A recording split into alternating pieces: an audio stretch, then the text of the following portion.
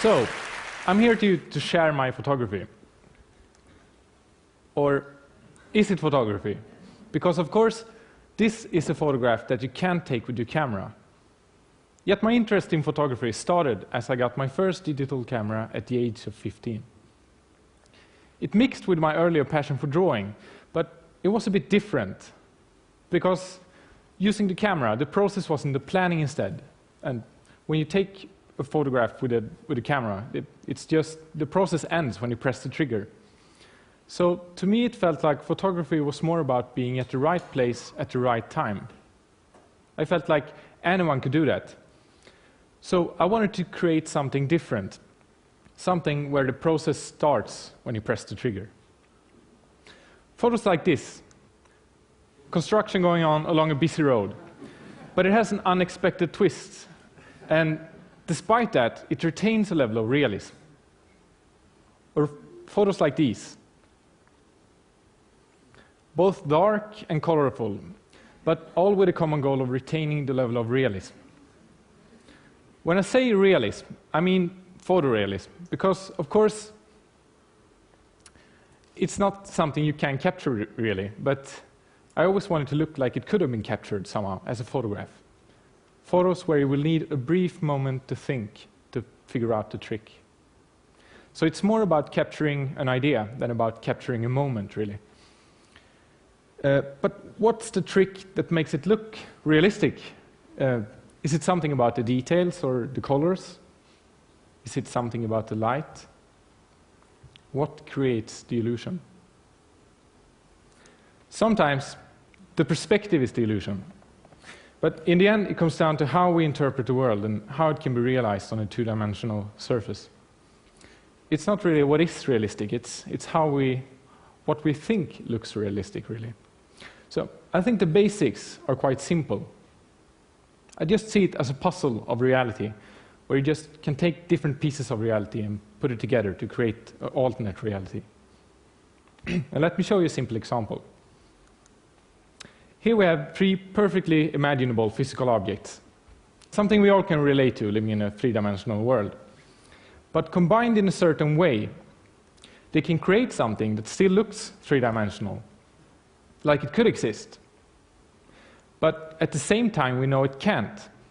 So we trick our brains because our brain simply doesn't accept the fact that it doesn't really make sense. And I see the same process with combining photographs. It's just really about combining different realities. So the things that make a photograph look realistic, I think it's the things that we don't even think about, the things all around us in our daily lives. But when combining photographs, this is really important to consider, because otherwise it just looks wrong somehow. So I would like to say that there are three simple rules to follow to achieve a realistic result. As you can see, these images aren't really special, but combined they can create something like this. So the first rule is that photos combined should have the same perspective. Secondly, photos combined should have the same type of light. And these two images both fulfill these two requirements, shot at the same height and in the same type of light. The third one is about making it impossible to distinguish where the different images begin and end, by making it seamless. Make it impossible to say how the image actually was composed. So, by matching color, contrast, and brightness in the borders between the different images, adding photographic defects like depth of field, desaturated colors, and noise.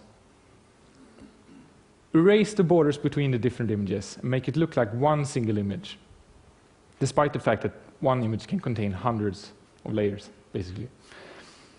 So, here's another example. One might think that this is just an image of a landscape and the lower part is what's manipulated. But this image is actually entirely composed of photographs from different locations. I personally think that it's easier to actually create a place than to find a place, because then you don't need to compromise with the ideas in your head. But it does require a lot of planning. And getting this idea during winter, I knew that I had several months to plan it, to find the different locations for the pieces for the puzzle, basically. So, for example, the fish is captured on a fishing trip. The shores are from a different location. The underwater part is captured in a stone pit. And yeah, I even turned the house on top of the island red to make it look more Swedish. So, to achieve a realistic result, I think it comes down to planning. It always starts with a sketch, an idea.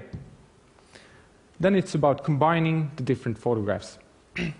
And here, every piece is very well planned. And if you do a good job capturing the photos, the result can be quite beautiful and also quite realistic.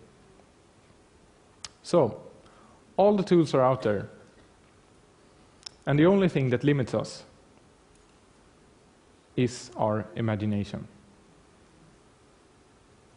Thank you.